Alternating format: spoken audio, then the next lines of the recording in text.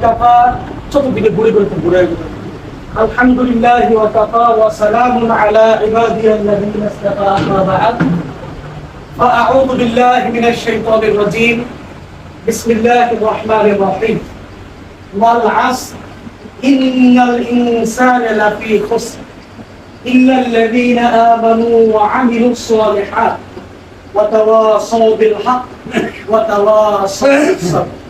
সম্মানিত হাজিরিন, জামাতের সাথে মাগরিবের নামাজ আদায় করতে পেরেছি যে মহান আল্লাহ আমাদেরকে এই সুযোগ করে দিয়েছেন, এই জন্য করি আলহামদুলিল্লাহ। ইচ্ছে করলেই কি আমরা নামাজ পড়তে পারবো? ইচ্ছে করলেই কি সবকিছু করা যায়? একটা উদাহরণ দেই, বুঝবেন। এই যে আপনাদের এলাকায় ঈদের আগে প্রায় 1 মাস ধরে আপনারা চেষ্টা করছেন ফসলগুলোকে বাড়িতে নেওয়ার জন্য, চেষ্টা করছেন না মিলন ভাই? চেষ্টা কি আমরা কম করছি? কিন্তু আমরা কি নিতে পারছি? কেন নিতে পারি নাই? আমরা ফসল কেন ফলাইছিলাম বলেন? গোলার মধ্যে তোলার জন্য, ওইটা দিয়ে আমরা উপকৃত হওয়ার জন্য। আমাদের সার্বিক প্রচেষ্টা থাকা সত্ত্বেও আমরা কি করতে পারি নাই? নিতে পারি নাই। অথচ আল্লাহ কি মহিমা দেখেন, যেই ধানের মধ্যে চারা গাছ গজায় গেছে, যেই খের থেকে ধোঁয়া বের হচ্ছে, ওই ধান ওই খের ঈদের দিন থেকে আজ পর্যন্ত প্রায় কতদিন হলো? আজকে 5 দিন না 6 দিন? 6 দিন চলে। এই 6 দিনের মধ্যে যে রোদ, এই রোদ যদি ঈদের 15 দিন আগে থাকতো, তাইলে আপনাদের খেত কি পচত? আপনাদের ধান কি পচত?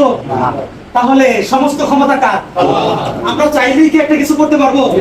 আল্লাহ যদি তৌফিক না দেয় তাহলে আমাদের পক্ষে করা সম্ভব।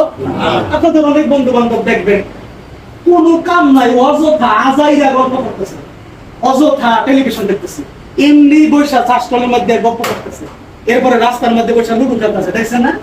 আপনি তাকে বলবেন ভাই চলো আজান হয়েছে নামাজে যাই, হ্যাঁ আমার হাত পাঁচ বুঝ দিয়া লাগবে, কতটা মানে তার চাইতে ঝামেলার মধ্যে আমনেও নাই।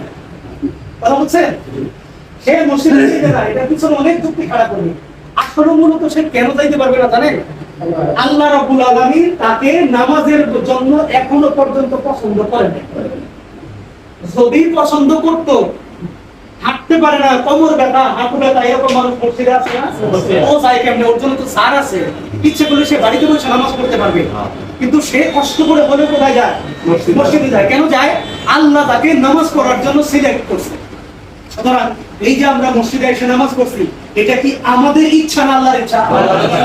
তাহলে আমরা শুকরিয়া জ্ঞাপন করবো কার? আল্লাহ। তাহলে পড়ি আলহামদুলিল্লাহ।